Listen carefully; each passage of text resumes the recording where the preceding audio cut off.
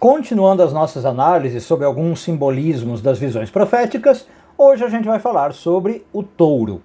Eu sou Yair Alon e esse é o Zohar Diário.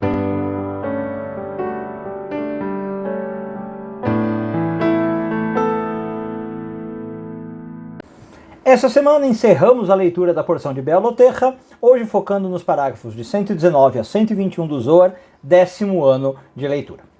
Bom, o que o touro tem a ver com a nossa vida espiritual? Né? O que ele representa nos mundos superiores, dentro da gente? O Zohar diz que quando o touro se agita, né, quando ele entra em cena, é como se ele abrisse um buraco no abismo. E de lá saem várias forças negativas.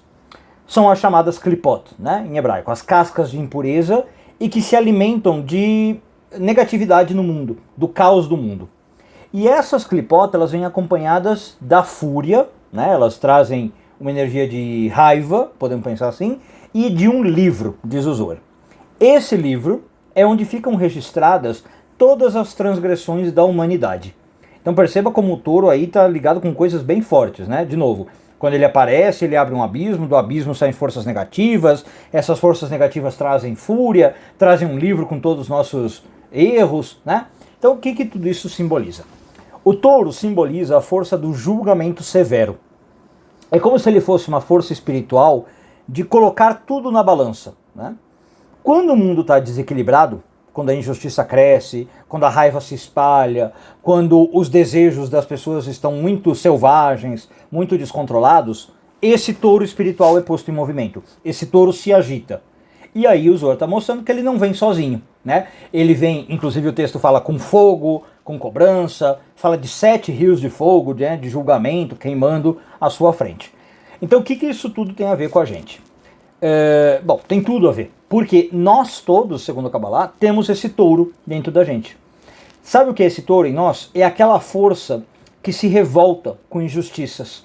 É aquela força que às vezes quer punir alguém, quando a gente acha que alguém fez algo errado, quando alguém nos lesou, né? É aquela força que quer fazer justiça com as próprias mãos. Sabe aquela ideia de que às vezes a gente fica cego de raiva porque alguém fez algo e a gente quer resolver a coisa ali mesmo com as próprias mãos? É isso, tá?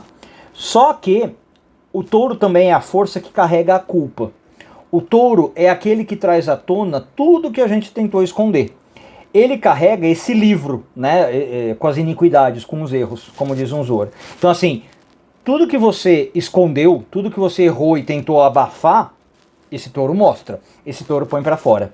Então tudo que você reprime, esse touro cobra, ele também tem essa energia, tá?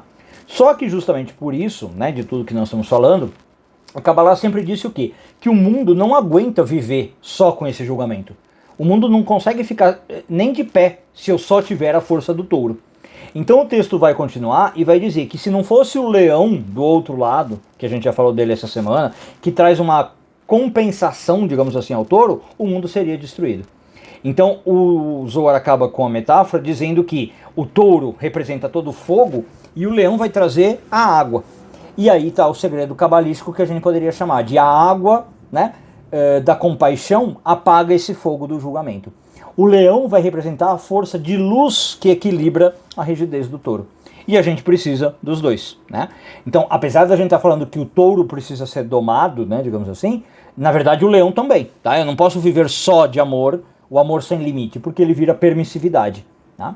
Então, a lição, como sempre na Kabbalah, tentar equilibrar as duas coisas. Saber que eu tenho essa força do touro, que ela se manifesta quando eu vejo erros e injustiças, ela se manifesta quando eu estou tentando abafar alguns erros, né? E se ela estiver muito forte, eu tenho que trazer água, eu tenho que trazer misericórdia, eu tenho que trazer bondade. Lembrar então que o julgamento é uma força constante do mundo. O mundo é julgado o tempo todo. Mas eu não preciso fazer isso de uma maneira forte, de uma maneira que destrua o mundo, porque senão o mundo não aguenta. Eu posso fazer esses julgamentos com bondade, temperado com bondade. Um bom dia a todos, Shabbat Shalom e tudo de bom.